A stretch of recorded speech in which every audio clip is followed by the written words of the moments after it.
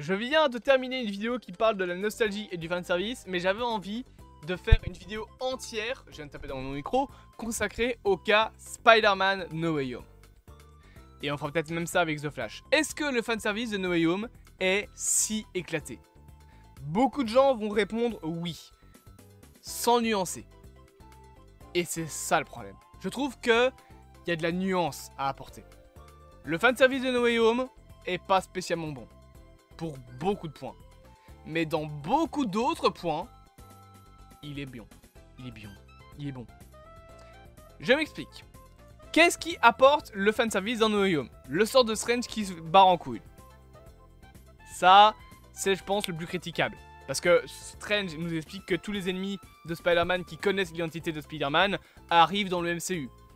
D'accord, alors, Strange. Venom n'a pas de Spider-Man. Electro ne savait pas que Peter Parker était Spider-Man. Si c'est censé être que les ennemis, bah pourquoi est-ce qu'il y a Spider-Man de Tobey Maguire et Andrew Garfield?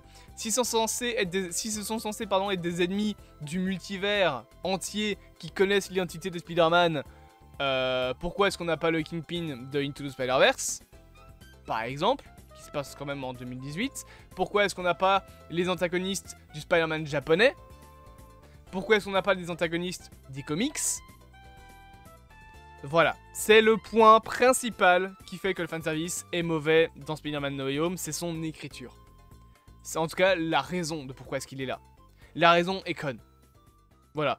S'il avait expliqué que c'était des éléments précis du temps, par exemple qu'il avait expliqué que en gros le sort fonctionne un peu comme un brin d'ADN et que pour faire oublier aux gens que Peter Parker est Spider-Man, il a besoin d'aller piocher dans certains moments du multivers pour créer une sorte de brin d'ADN, une sorte de code qui peut effacer la mémoire dans son univers. Ça aurait été déjà un peu plus logique et on aurait pu du coup montrer que ces fameux moments précis dans le temps, ce sont les moments des héros, en tout cas des antagonistes des anciens Spider-Man. Ça aurait été un petit peu bancal, mais ça aurait été déjà un peu plus logique que dire que tous les ennemis qui connaissent l'identité de Spider-Man sont dans notre univers. Parce que du coup, Venom, t'as rien à foutre là. Je pense qu'il manquait pas grand chose pour que le film soit réparé. Hein. Maintenant que ça est dit, maintenant qu'on sait, voilà, au bout d'un moment, faut l'avouer, oui, le fanservice de Spider-Man est mal écrit, qu'est-ce qu'il apporte au film? Parce que dire que le fanservice est mal écrit, c'est pas résoudre le problème.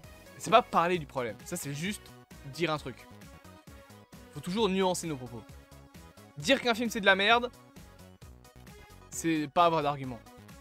Là je vous ai avoué, je vous ai annoncé, je vous ai montré l'argument de pourquoi est-ce qu'il est mal écrit. Mais il faut aussi réfléchir à ce qu'il apporte dans le film. Et il apporte, pour la plupart des cas, certains trucs. Et bon, en vrai pas mal de choses. Par exemple, prenons le cas de Venom. Lui, il apporte pas grand chose. On va l'avouer, 30 secondes, c'est surtout Sony qui fout le bordel. Là, j'ai pris la scène post-générique de Venom 2, je le sais, cassez pas les couilles. Maintenant, parlons également du cas des autres caméos. Alors, J. Jonah Jameson, c'est pour canoniser le fait qu'il y a le Daily Bugle. C'est un élément de l'histoire de Spider-Man. C'est intéressant de l'avoir. Le fanservice du côté, par exemple, de Dr. Octopus, ça permet d'avoir l'arc de rédemption qu'il avait. Et aussi de montrer que il peut toujours y avoir un moyen de sauver les ennemis de Spider-Man. Pour ce qui est des deux Spider-Man, je pense que c'est le point principal du fanservice. Ils apportent un plus au film. Ils montrent à Peter qu'il n'est jamais seul. Que même dans le multivers, il y a toujours des gens qui seront là pour lui. Qu'il n'est pas tout seul. Je veux dire, quand ils arrivent dans le film, en tout cas quand il rencontre Peter, il vient de perdre Tante May. Il vient de se faire casser la gueule par ses ennemis. L'entièreté du monde sait qui il est. Et veut sa mort quasiment. Il est seul, à la merci de ses ennemis. Il peut plus rien faire. Et tu as deux autres versions de lui-même qui arrivent pour lui donner de l'espoir. C'est pas rien. Autre chose aussi que j'aime bien dans le fanservice du film, c'est la présence du Bouffon Vert. C'est enfin un antagoniste personnel au Spider-Man de Tom Holland, qui vient de l'univers de Tobey Maguire, d'accord, mais c'est un personnage qui va avoir une importance pour Peter Parker du MCU en tant qu'antagoniste, puisqu'il a tué Tante May. C'est pas Adrian Toomes qui veut se venger de Tony Stark, c'est pas Mysterio qui veut se venger de Tony Stark, là c'est Peter qui a perdu Tante May à cause d'un ennemi qu'il a lui-même ramené dans son monde de sa faute.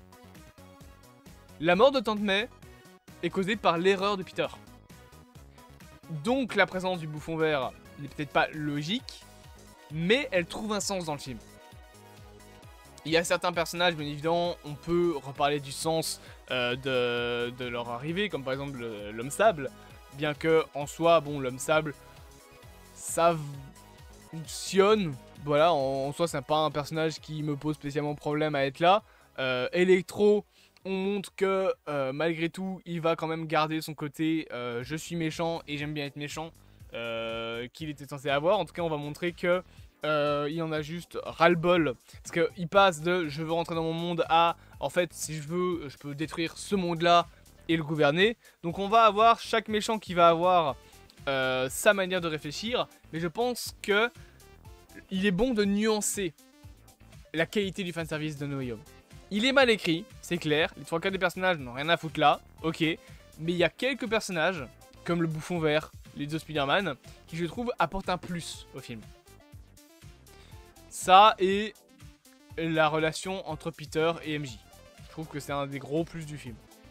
Après, bien évidemment, vous me dites vous ce que vous en pensez en commentaire, sans être insultant. Voilà, hein, le premier qui commence à péter des couilles. Moi aujourd'hui je banne à foison, voilà, je masque les utilisateurs, au bout d'un moment j'en ai plus rien à foutre. Le dernier commentaire que j'ai ban c'est un connard qui a fait des propos transphobe. Je vais être clair 30 secondes. Les mecs qui me cassent les couilles maintenant, je réfléchis plus. On est marre, voilà. Dites-moi en commentaire ce que vous pensez de tout ça. N'hésitez pas bien évidemment à vous abonner, à partager, à liker et à commenter. Et on se dit à bientôt pour de prochaines aventures.